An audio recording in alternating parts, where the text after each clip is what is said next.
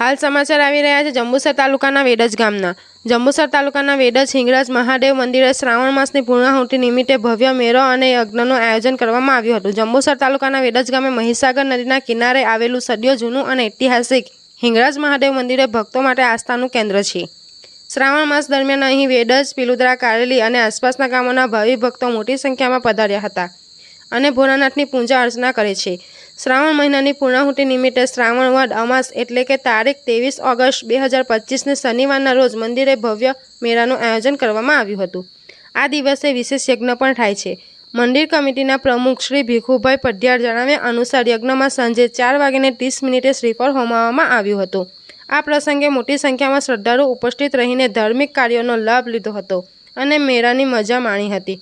Byte Ranjitsinh Kuldeepsinh Jadav, reporter દીવાન નજીર, વેડજ। હું વેડજ ગામ સરપંચ રણજીતસિંહ આજ રોજ વેડજ ગામે હિંગળાજ મહાદેવ મંદિરે શ્રાવણ માસ પૂર્ણાહુતિ નિમિત્તે યજ્ઞનું આયોજન કરેલું હતું। અહીંયા યજ્ઞની સાથે સાથે મેળાનું પણ દર વર્ષે આયોજન થાય છે।